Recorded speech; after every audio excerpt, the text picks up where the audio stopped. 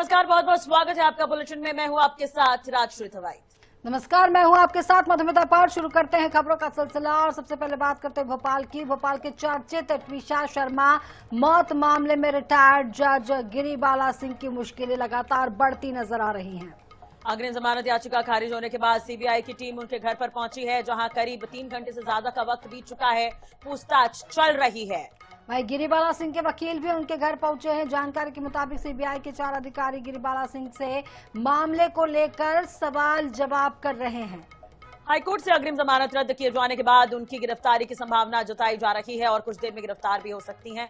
फिलहाल सीबीआई पूरे मामले से जुड़े तथ्यों और साक्ष्यों को लेकर पूछताछ कर रही है। इसके बाद आगे की कार्रवाई की जाएगी। इस पूरे घटनाक्रम पर सभी की नजरें बनी हुई हैं। वहीं मामले में आरोपी पति समर्थ सिंह 29 मई तक सीबीआई रिमांड पर है। बता दें कि 12 मई की रात भोपाल के कटारा हिल्स में ट्विशा की संदिग्ध हालत में मौत हुई थी।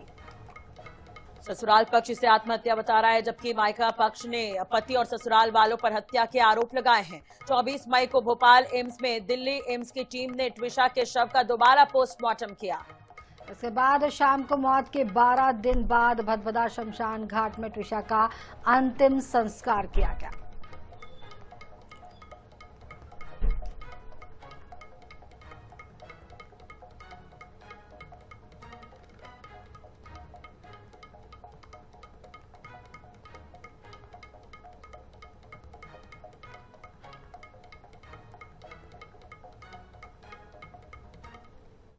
माननीय उच्च न्यायालय ने कल जो राज्य शासन की ओर से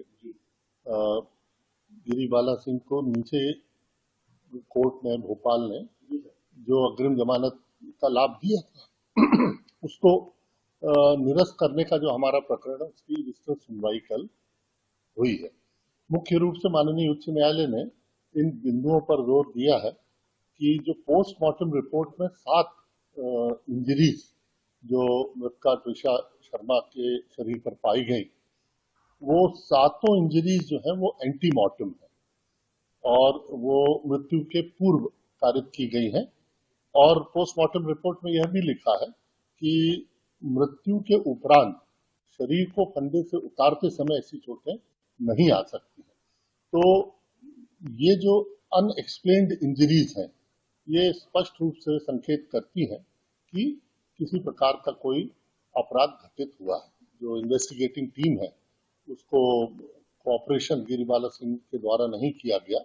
हमने जो नोटिस जारी किए गए और वो नोटिस जो जारी हुआ मर्ग रजिस्ट्रेशन के तुरंत बाद से 13 तारीख से जो नोटिस जारी होते हैं वो 20 तारीख को 21 तारीख को भी उनको नोटिस दिए गए और जिसका उन्होंने संतोषप्रद जवाब नहीं दिया और वो विवेचना अधिकारी के समक्ष और उपस्थित नहीं। चलिए इसी खबर पर ज्यादा जानकारी के लिए बातचीत कर लेते हैं। हमारे साथ गौरव गुप्ता बने हुए हैं। गौरव, देखिए काफी समय से हम इस खबर पर बने हुए हैं। अब तो पूछताछ को लगभग 4 घंटे होने को आ गए हैं। क्या अभी तक गिरफ्तारी नहीं हुई है गिरिबाला की? हो चुके हैं। गिरिबाला सिंह से लगातार पूछताछ की जा रही है क्योंकि अभी देखिए समय हो रहा है 3 पूछताछ की जा रही है क्योंकि अभी देखिए समय हो रहा है 3 बज चुका है और करीब 10:30 बजे सीबीआई की जो पहली टीम थी वो यहाँ पर पहुंची थी और उसके कुछ देर बाद यानी 3 घंटे के बाद दूसरी टीम भी यहाँ पर पहुंची थी। मैं तस्वीर आपको फिर से इस घर के दिखाना चाहूंगा। गाड़ी जो है वो अभी भी स्पोर्ट्स में खड़ी हुई है और जैसा कि मैं आपको बता दूं, जो जानकारी हमें मिली है कि गिरिबाला सिंह से जो बाहर का हॉल है वहां पर पूछताछ हो रही है। केवल अकेले गिरिबाला सिंह वहां बैठी हुई है और पूरी सीबीआई की टीम अंदर मौजूद है और सीबीआई टीम के सामने गिरिबाला सिंह बैठकर सीबीआई के सवालों के जवाब दे रही हैं।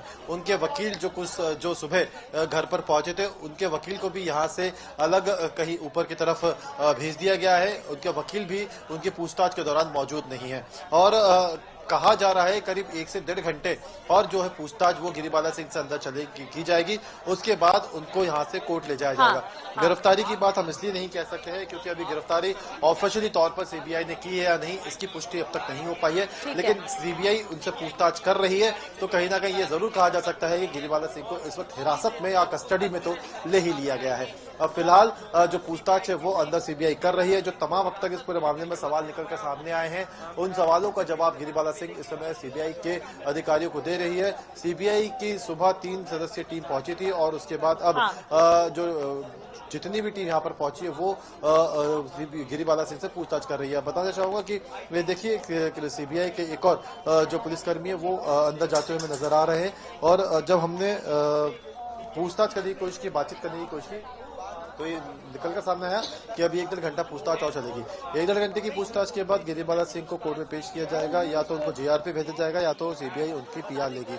जेआर पे भेजने के बाद अगर जेआर पे भेजा जाता है तो रेगुलर बेल के लिए अप्लाई किया जाएगा और उसके बाद उनकी रेगुलर बेल अपील जो है वो स्वीकार होती है या नहीं, हालांकि ये कोर्ट के निर्णय के ऊपर है। लेकिन फिलहाल इस पूरे इवेंट में ये सबसे बड़ी तस्वीर निकलकर सामने आने वाली है कि जब गिरिबाला सिंह को यहाँ से गिरफ्तार कर कोर्ट ले जाया जाएगा, क्योंकि गिरिबाला सिंह के बारे में अगर समझे तो पूर्व न्यायाधीश जो है वो रही हैं गिरिबाला सिंह। कंज्यूमर फोरम में मौजूदा कंज्यूमर फोरम में वो जज के तौर पर पदस्थ है और ऐसे में अब वो इस मामले के आरोपी हैं। अग्रिम जमानत को निचली अदालत से मिली थी जिसे हाईकोर्ट ने खारिज कर दिया था और हाईकोर्ट के अग्रिम जमानत के खारिज किए जाने के बाद अब सीबीआई की टीम सुबह उनसे यहाँ पे पूछताछ के लिए पहुंची और गिरफ्तार कर जल्द ही उन्हें यहाँ से कोर्ट की तरफ ले जाया जाएगा।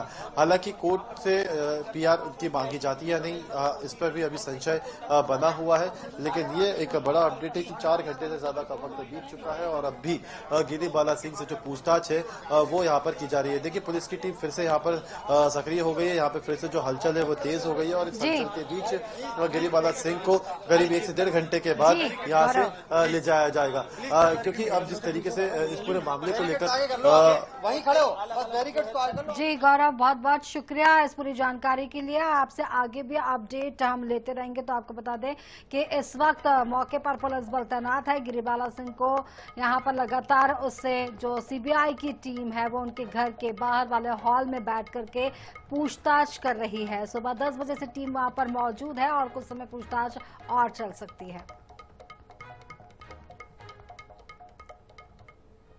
उत्तराखंड के बद्रीनाथ धाम से बागेश्वर सरकार ने गौ माता राष्ट्रमाता अभियान का बिगुल फूंक दिया है। 5 दिवसीय कथा के मंच से उन्होंने 27 जुलाई को देश भर में हस्ताक्षर अभियान चलाने का ऐलान किया। गौ संरक्षण की बात करते हुए उन्होंने तंज भी कसा, हम गाय को रोटी खिलाते हैं, कुछ लोग रोटी के साथ गाय खाते हैं, लेकिन अब वे भी गौ माता को राष्ट्रमाता बनाने के समर्थन में आगे आ रहे हैं। तो देश बदल रहा है बयान के बाद सियासी और धार्मिक गलियारों में नई बहस भी छिड़ गई है। देश के मुसलमान भी गाय माता को राष्ट्र माता बनाने पर समर्थन ले रही है।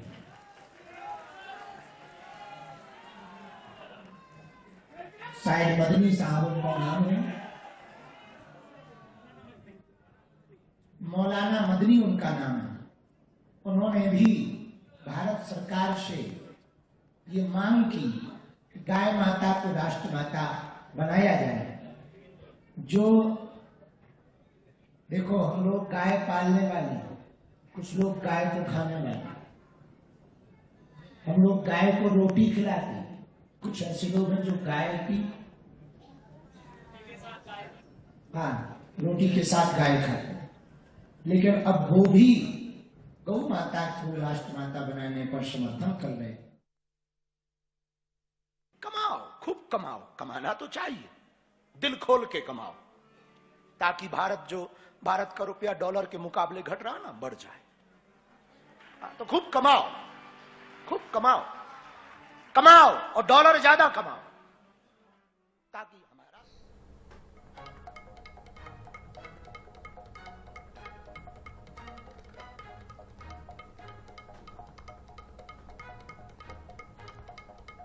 चलिए बात कर लेते कुछ और खबरों की। तो बद्रीनाथ 21 दिन की कठिन पहाड़ी साधना के बाद बाबा बागेश्वर पंडित धीरेन्द्र शास्त्री का बयान सामने आया है, जो सोशल मीडिया पर जमकर वायरल हो रहा है। सत्यनारायण कथा के मंच से बाबा बागेश्वर ने देश के कई ज्वलंत मुद्दों पर खुलकर बात की।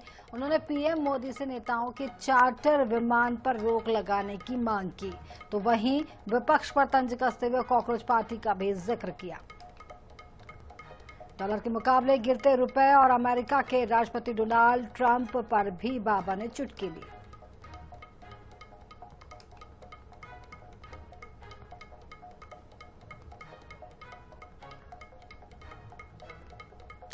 स्पेशल इंटेंसिव रिवीजन यानी एसआईआर को लेकर के देश भर में बयानबाजी तेज हो गई है।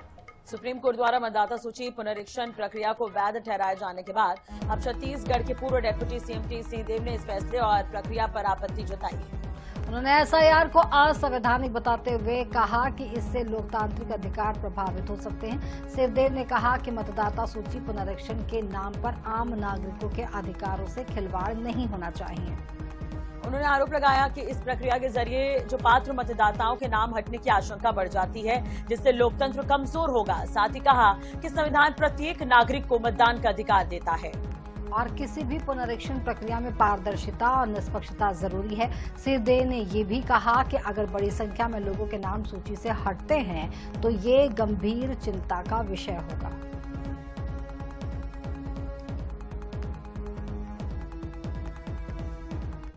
सुप्रीम कोर्ट से जो फैसला एसआईआर को लेके आया है, उससे मैं अपने आप को संतुष्ट नहीं पाता। कारण ये कि प्रश्न इस बात का नहीं था कि निर्वाचन आयोग मतदाता सूची के शुद्धिकरण को लेके उसे साफ सुथरा और सही बनाने के लिए किस नाम की प्रक्रिया से काम करे। ये उनका काम ही है कि शुद्ध मतदाता सूची बने, प्रत्येक व्यक्ति जो भारत का नागरिक है उनका नाम मतदाता सूची में जुड़े, ये उनका प्रथम कर्तव्य है। और सुप्रीम कोर्ट ने दुर्भाग्य से इसमें कोई टिप्पणी नहीं की कि आखिर अगर नाम गलत तरीके से रोक लिया जाता है, जब सुप्रीम कोर्ट स्वयं कह रहा है अपने इसी निर्णय में, उन्होंने ये लिखा है कि किसी का नाम मतदाता सूची में नहीं अगर आ सका है किन्हीं कारणों से, तो इसका अर्थ ये नहीं कि उनकी नागरिकता समाप्त हो गई। दूसरा, नागरिकता किसकी है ये स्थापित करने के लिए निर्वाचन आयोग को अधिकार नहीं है। ये सक्षम प्राधिकरण जो है वही इस बात को कर सकता है। चलो बात कर लेते खबर रीवा से है, जहां सोशल मीडिया पर ब्राह्मण समाज के खिलाफ आपत्तिजनक पोस्ट करने वाले फरार यूट्यूबर मनीष पटेल ने सरेंडर कर दिया है। हाईकोर्ट से 22 मई को अग्रिम जमानत याचिका खारिज होने के बाद मनीष बुधवार को सिविल लाइन थाना पहुंचा। पुलिस ने उसे गिरफ्तार कर कोर्ट में पेश किया, जहां से उसे 2 दिन के रिमांड पर जेल भेज दिया गया है। तो मनीष ने 29 जनवरी को एक वीडियो बनाकर यूट्यूब, इंस्टाग्राम और फेसबुक पर पोस्ट किया था। इस वीडियो में ब्राह्मण समाज की युवतियों को लेकर के आपत्तिजनक टिप्पणियां की गई थी। इस वीडियो के वायरल होने के बाद ब्राह्मण समाज ने थाने में एफआईआर दर्ज कराई थी। गिरफ्तारी से बचने के लिए आरोपी लगातार ठिकाने बदल रहा था। अग्रिम जमानत की याचिका के खारिज होने के बाद पुलिस की बढ़ती घेराबंदी के बीच मनोज के पास आत्मसमर्पण के अलावा कोई विकल्प नहीं था।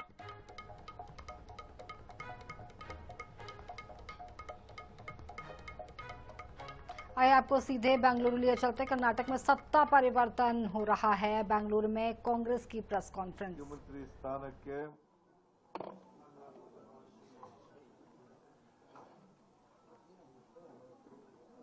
ರಾಜ್ಯಪಾಲರ ಭವನದಲ್ಲಿ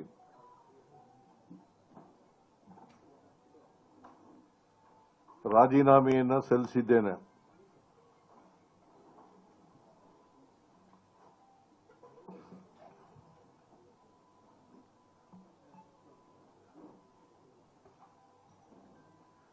ರಾಜ್ಯಪಾಲರು ಊರಿನಲ್ಲಿ ಇಲ್ಲ, ಇವತ್ತು ರಾತ್ರಿ ಬರ್ತಾರೆ ಅಂತ ಹೇಳಿ ಅವರ ಕಚೇರಿನಲ್ಲಿ ತಿಳಿಸಿದರು।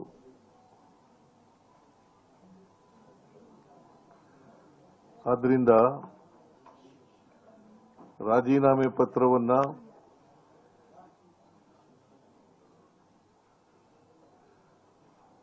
ಅವರ ಕಚೇರಿ, ಅವರ ಕಾರ್ಯದರ್ಶಿ, ಅವರ ಬಳಿ ಕೊಟ್ಟಿದ್ದೇನೆ।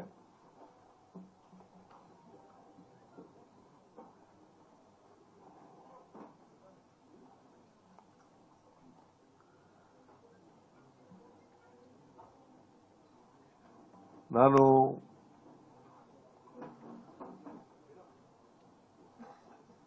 ಮೊದಲಿನಿಂದಲೂ ಹೇಳ್ತಿದ್ದೆ, ಅನೇಕ ಸಾರಿ ಹೇಳಿದ್ದೀನಿ ಮಾಧ್ಯಮದವರು ಮುಂದೆ ಮತ್ತೆ ಹೊರಗಡೆ,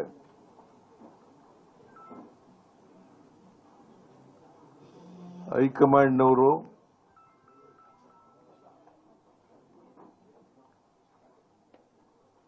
ಇವಾಗ ಸೂಚಿಸ್ತಾರೆ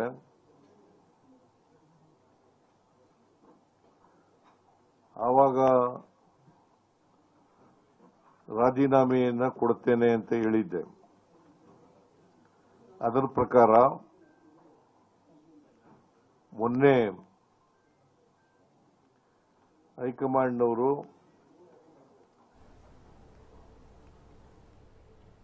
बात करते हैं कबीरधाम जिले के पंडरिया और लोहारा विकासखंड की, जहां एक बार फिर से 1.5 करोड़ रुपए का धान घोटाला सामने आया है। तो विकासखंड पंडरिया क्षेत्र की कामची समिति में खाद्य विभाग की जांच के दौरान 3,280 क्विंटल धान की फर्जी खरीदी बिक्री का खुलासा हुआ है। वहीं लोहारा विकासखंड के धर्मगढ़ में 1200 क्विंटल की हेराफेरी सामने आई है। जांच में करीब 1.5 करोड़ रुपए की राशि के गबन का खुलासा भी हुआ है। तो आरोप है कि प्रबंधक, ऑपरेटर और दूसरे कर्मचारियों ने मिलकर गबन किया है। बहरहाल मामले का खुलासा होने के बाद समिति प्रबंधक और ऑपरेटर के खिलाफ पुलिस में एफआईआर दर्ज कराने के कड़े निर्देश दिए गए हैं। यहाँ पाया गया कि वहां भी फर्जी खरीदी, फर्जी विक्रय का मामला दर्ज किया, प्रकरण निर्मित किया गया है, जो कि लगभग 1200 क्विंटल मूल्य 35 से 37 लाख रुपए के मूल्य का होगा। वहां के समिति प्रबंधक, ऑपरेटर और उनके सहकर्मियों ने मिलकर शासन को आर्थिक क्षति पहुंचाने का प्रयास किया। कामठी में लगभग 3200 क्विंटल, जो कि लगभग 1 करोड़ मूल्य का शासन को क्षति पहुंचाने का प्रयास उन्होंने किया है, और ये एक सुनियोजित षड्यंत्र के तहत किया गया है। मतलब इसमें एक से अधिक व्यक्ति, समिति प्रबंधक, उसके सहयोगी, ऑपरेटर और 1-2 लोग और, तो उन सब के खिलाफ भी कड़ी कार्रवाई, कड़ी और गहराई से जांच की जा रही है। धमतरी जिले का बोराई इलाका इन दिनों गांजा तस्करी का बड़ा कॉरिडोर बनता जा रहा है। ओडिशा सीमा से लगे इस क्षेत्र में पुलिस और वन विभाग के कई चेक पोस्ट होने के बावजूद तस्कर नए तरीके अपनाकर गांजा खपा रहे हैं। तो पुलिस के दबाव के बाद अब तस्कर जंगल के रास्तों और दोपहिया वाहनों का इस्तेमाल कर रहे हैं। जनवरी 2026 से अब तक धमतरी पुलिस ने गांजा तस्करी के 18 मामलों में 37 आरोपियों को गिरफ्तार किया है। करीब 4 क्विंटल 16 किलो गांजा, 3 लग्जरी कार और 7 बाइक जब्त की गई है। बुलाई इलाका धमतरी का आखिरी क्षेत्र है। बुलाई इलाका ठीक है, धमतरी बॉर्डर का, उससे लगता है उड़ीसा। उड़ीसा में होती है गांजे की और अफीम की खेतियां, तो सबसे बड़ा इलाका यही है तस्करी का। धमतरी जिले का ही एक क्षेत्र है, जो कि एक जंगली क्षेत्र है, उसे बहुत बड़ा अच्छा स्थान भी है, लेकिन वो क्षेत्र क्या है, उड़ीसा प्रांत से लगा हुआ है, जहाँ पर कि ये अफीम और गांजे की खेती वहाँ के द्वारा की जाती है, और एक प्रकार से तस्कर लोग वही बोराई के माध्यम से ही अन्य प्रांतों के लिए ले जाते हैं। पूरे संकल्प के साथ इस दिशा में कार्य कर रही है कि जिले में आने वाले गांजे को और जिले के माध्यम से उड़ीसा से होते हुए जिले में आकर के हमारे राज्य के अन्य भागों में या देश के अन्य भागों में पहुंचने वाले गांजे पे कड़े से कड़ा प्रहार करना है। इस दिशा में कार्रवाई करते हुए विभिन्न जांच पॉइंट भी बनाए गए हैं, चेक पॉइंट्स भी हैं, और जगह बदल करके और मोबाइल टीम्स भी तैनात की गई हैं।